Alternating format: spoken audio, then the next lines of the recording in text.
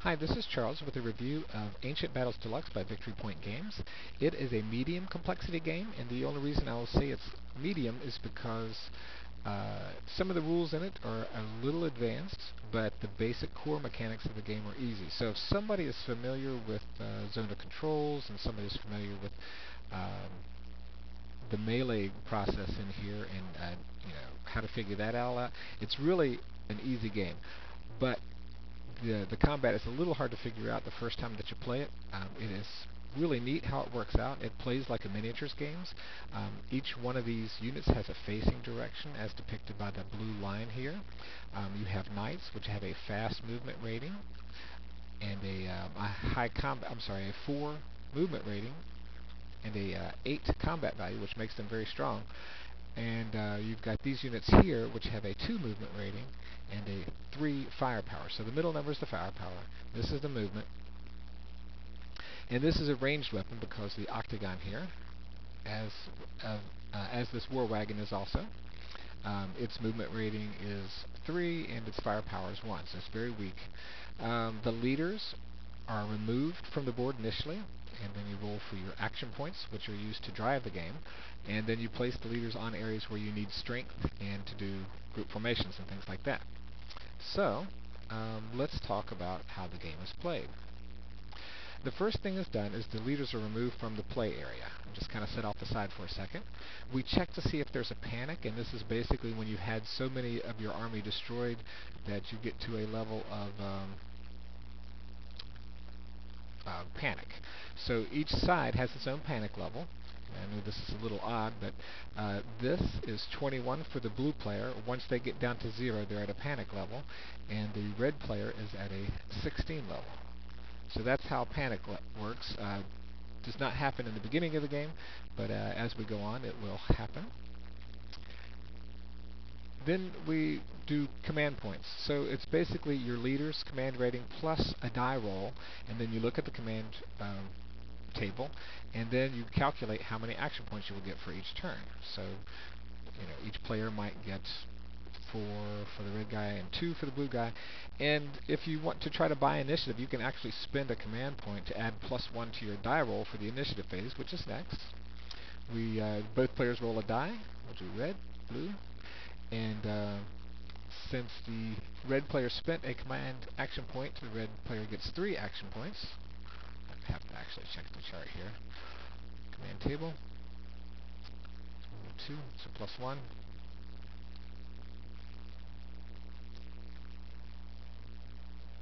I'm getting ahead of myself here. So the command action points are figured out, and the initiative is figured out, and then the first player decides who the first player is going to be. So the initiative player will place his leader first. Let's just say it's blue.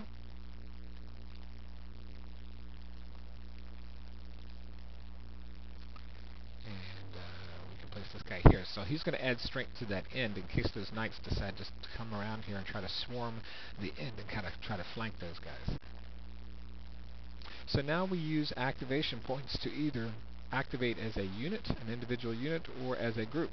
So if you activate a formation, they all have to be facing the same direction, which they all are.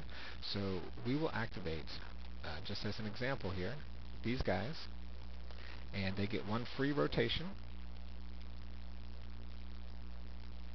and then they can proceed with their movement, which is up to 8.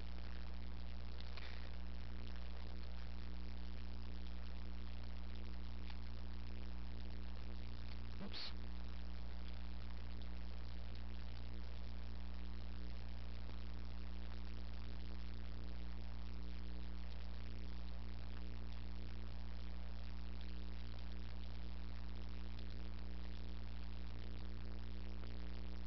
Okay, so what this guy is doing here is he is attacking him from the back side. After he's moved, he's considered activated and done, and he is essentially flanked this unit. So let's do the rest of our guys in this structure here. So we're just going to speed things up a little bit.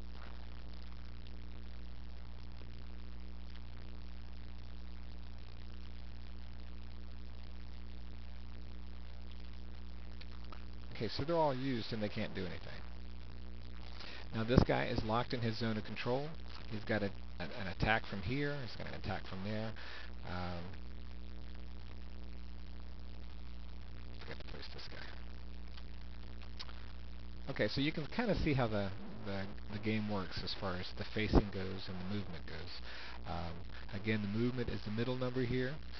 These guys are not going to be able to get into the battle yet, but the red player does have some reinforcements that can re-enter on turn 1 as part of his turn, and he spends one of their movement points to move them onto the board.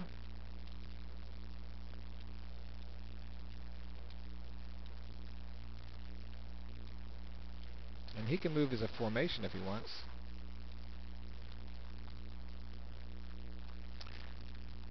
It costs one of those movement points, so he has 3 movement points left. And as long as he doesn't come in contact with the enemy, he can do double time to get into the board. So let's do the closest unit here. So 1, 2, 3. So he's good. 1, 2, 3.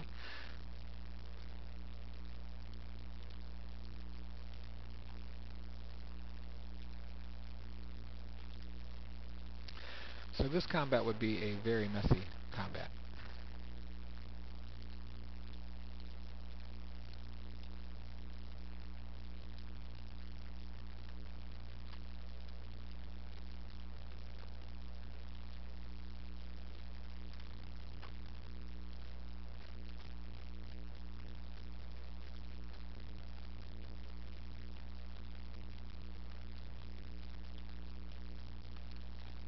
Okay, and we'll just stop there.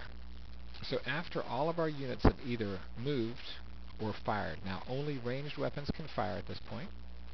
So we can take a look at his war wagon, which has a ranged attack. It can shoot 1 time due to the number of arrows. This guy can shoot 2. He has a range of 2, and he's out of range, so he can't shoot. And this guy has a range of 3, indicated by the octagon with the number 3 in the center. So the red player would activate and move and activate and move. This all goes back and forth until everybody's used. Once everybody's used, then we go into melee.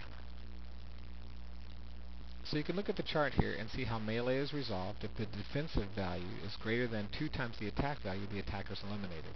If the defensive value of the unit is greater than the attack value and less than or equal to 2 times the attack value, then the attacker retreats. Attacker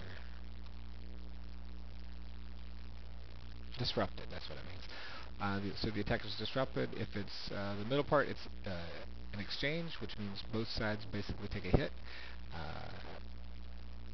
Then if the attack value is 2 times greater, defender disrupted, and then finally 3 times the defensive value is defender eliminated.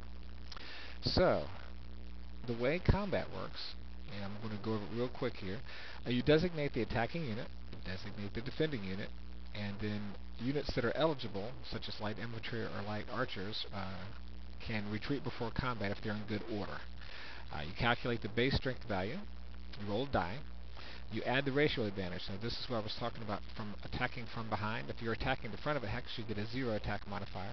If you attack from this direction, you get a +1 and a +2 and a +4. So getting behind somebody is really important as far as getting that attack value on them. And also it takes the ability away from them from being able to attack you, because the direction that they're facing is very important. You can't attack somebody who's on your rear flank.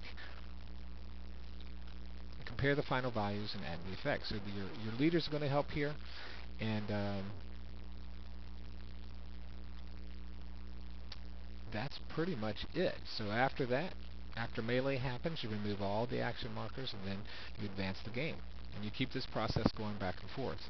So things to watch out for here is running out of command points. If you only have 2 command action points, you want to make sure to kind of hold on to those, so a pass might be in order for you.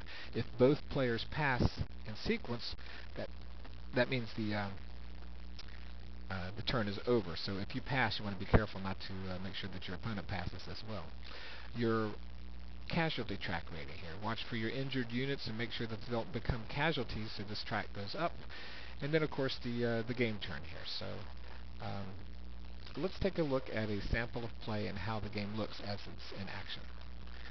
So this is the same scenario setup that I've played with a friend of mine, and scroll this up. Just to give you an idea of how the game plays out.